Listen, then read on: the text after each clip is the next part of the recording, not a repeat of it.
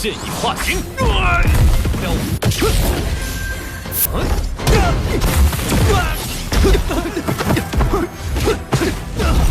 太卑鄙了！这个连天结束。天才都只想找死！谁还想上来？林兄，你这就不够意思。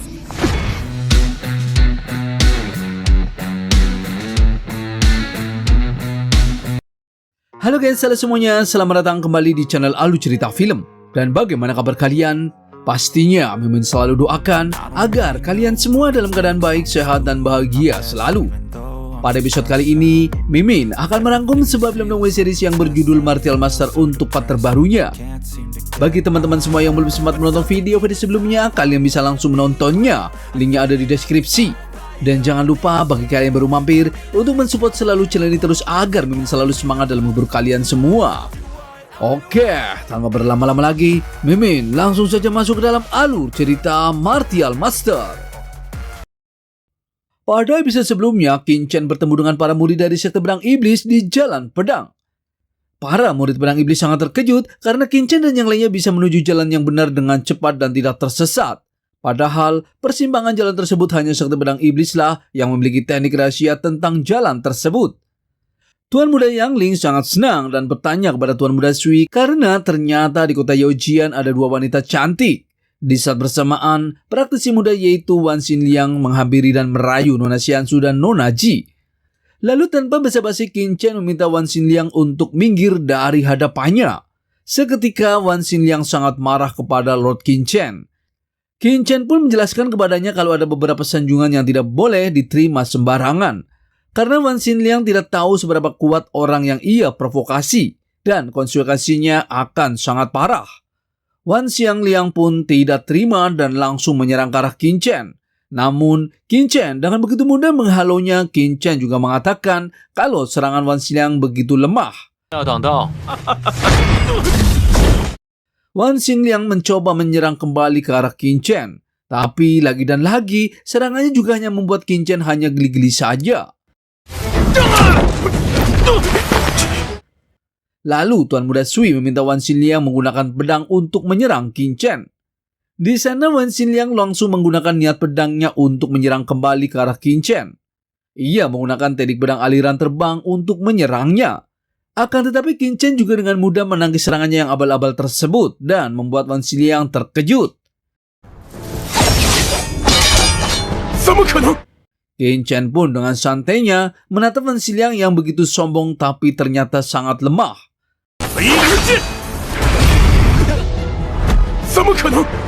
Karena Qin Chen sudah membiarkan Wan Xinliang menyerang berturut-turut, jadi giliran Qin Chen yang akan menyerangnya. Qin Chen pun menggunakan teknik perwujudan niat pedangnya untuk menyerang Wan Xinliang. Seketika Tuan Muda Sui meminta Wan Xinliang menghindari serangan Qin Chen. Namun apa daya, Wan Xinliang tidak sempat menghindari serangan Qin Chen dan membuat dirinya terluka parah dan tak berdaya. Di sana Tuan Muda Sui tidak terima karena Qin Chen membuat Wan Xinliang terluka parah dan membuatnya terpaksa mengakhiri penilaian. Para murid sekte pedang iblis juga menyalahkan Qin Chen yang telah membuat Wan Xinliang keluar dari menara pedang iblis. Qin Chen pun menjelaskan kalau ia hanya membela diri. Dan jika ia tidak membela diri, kemungkinan Qin Chen lah yang akan keluar dari menara pedang iblis. Murid abal-abal sekte pedang iblis pun dengan sombongnya mengatakan kalau Qin Chen tidak ada apa-apanya dibandingkan dengan murid sekte pedang iblisnya. Tuan Muda Sui juga dengan sombongnya mengatakan kalau tidak satupun orang yang bisa melukai orang-orangnya dan masih bisa pergi dengan selamat. Lalu Tuan Muda Yang Liang meminta Tuan Sui untuk jangan basa-basi dengan Qin Chen. Dan ia akan maju untuk memberi pelajaran kepada Qin Chen. Ia pun langsung menyerang ke arah Qin Chen. Nona Xiansu meminta Qin Chen untuk berhati-hati kepadanya. Namun Qin Chen mengatakan kalau Tuan Muda Sui tidak akan bisa melukai dirinya. Qin Chen pun dengan mudah memukul mundur Tuan Muda Yang Ling. Qin Chen berkata kepadanya kalau Tuan Muda Yang Ling yang memiliki kekuatan di tingkat kaisar dan selalu menyombongkan diri ternyata tidak apa-apanya. Sontak Yang Ling pun sangat marah dengan perkataan Qin Chen. Ia pun langsung menyerang kembali ke arah Qin Chen. Pertarungan seru pun terjadi. Para murid sekte pedang iblis terkejut karena ternyata Qin Chen sangat kuat karena bisa mengimbangi Tuan Muda Yang Ling dalam pertarungannya. Di sana Nona Ji juga terkejut karena kekuatan Yang Ling seakan melemah di hadapan Qin Chen. Qin Chen dan Yang Ling pun masih saling menyerang satu sama lain. Lalu Qin Chen pun bisa memukul mundur Yang Ling dan membuatnya terluka. Seketika Tuan Muda Sui tidak terima dan langsung membantu untuk menyerang Qin Chen. Nona Xiansu pun tidak tinggal diam, ia langsung memblokir serangan Tuan Muda Sui. Sedikit pertarungan pun terjadi. Para murid abal-abal sekte pedang iblis pun terkejut melihat kekuatan Nona Xiansu yang bisa memblokir serangan Tuan Muda Sui. Lalu Tuan Muda Sui menggunakan teknik pedang iblisnya untuk menyerang Nona Xiansu. Nona Xiansu pun hanya bisa mencoba menangkis serangannya yang mematikan tersebut dengan teknik pedang esnya. Ledakan besar pun terjadi. Namun Nona Xiansu sedikit terluka karena kesenjangan kekuatannya. Nona Xiansu masih bisa menangkis serangan-serangan Tuan Muda Sui.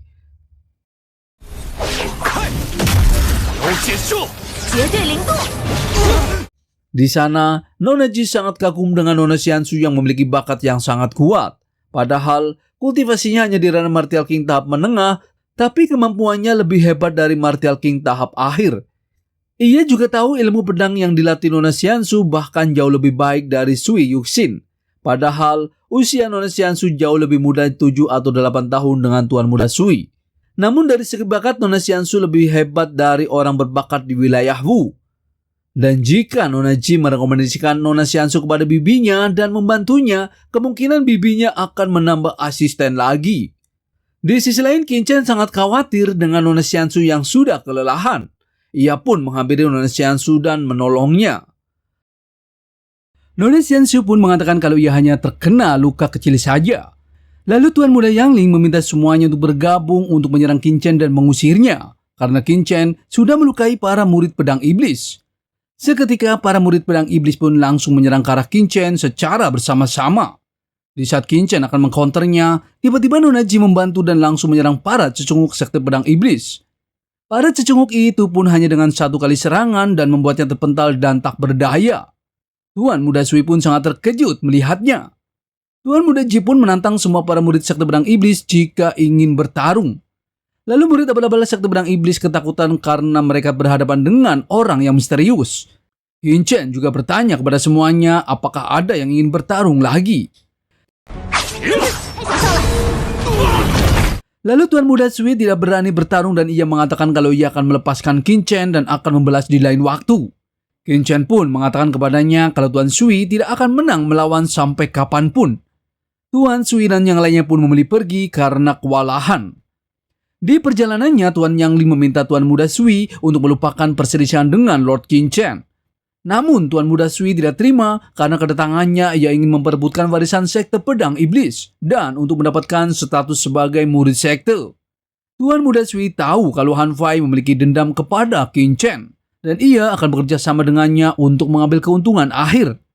Di sisi lain, Qin Chen berterima kasih kepada Nona Ji karena telah menolongnya. Namun Nona Ji menolongnya hanya karena Nona Xiansu. Ia tahu kalau Nona Xiansu sangat berbakat namun ia lahir di wilayah Baitian dan tidak mendapatkan sumber daya yang cukup. Jadi, ia akan merekomendasikan Nona Xiansu ke tempat untuk dikunjungi. Lalu Nona Xiansu berterima kasih kepadanya namun ia belum ada rencana untuk bergabung dengan kekuatan manapun. Nona Ji pun akan merekomendasikan Nona Xiansu ke aula penegak hukum. Nona Xiansu bertanya kepadanya apakah Nona Ji berasal dari aula penegak hukum. Nona Ji menjawab kalau ia bukanlah dari aula penegak hukum. Namun ia bisa merekomendasikan Nona Xiansu agar bisa memasukinya. Nona Xiansu pun tidak tertarik dengan penawaran Nona Ji. Beberapa waktu kemudian mereka bertemu lagi dengan Qin Chen dan yang lainnya karena formasi jalan bercabang yang begitu membingungkan. Di sana juga ada murid pedang iblis yaitu Peri Xuyan dan adiknya. Lalu anak buahnya memberitahu kepadanya kalau Qin Chen telah mengaktifkan pedang emas dan membuat semua orang terkejut. Mereka juga mengatakan kalau Nona Xiansu telah mengaktifkan 100 jalan pedang. Dan juga dengan Nona Ji yang telah mengaktifkan jalan pedang tertinggi. Peri Xuyan teringat dengan gurunya yang pernah berkata, jika jalan pedang tertinggi di warisan pedang iblis diaktifkan, maka akan mendapatkan hadiah tambahan. Dan ia meminta Qin Chen dan yang lainnya untuk saling merelakan dan ia bersedia membayar dengan harga yang sangat mahal. Qin Chen belum tahu apa maksud dari rumput pedang tersebut. Lalu Qin Chen mengatakan kalau ia sama sekali tidak mendapatkan hadiah. Peri Xuyan menjelaskan kepadanya jika Qin Chen bersedia menjual hadiah kepadanya, ia bisa membantu Qin Chen menyelesaikan kesalahpahaman dengan Tuan Muda Han Fai. Dan Han Fai tidak mungkin menolak permintaannya. Qin Chen pun tidak tahu apa maksud Peri Xuyan. Dan ia memilih pergi dan berpamitan kepada semuanya.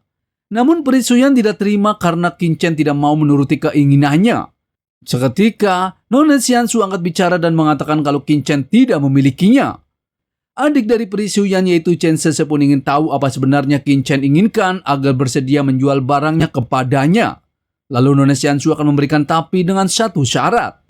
Dan ia akan menyuruh Qin Chen memberikan barang yang mereka inginkan.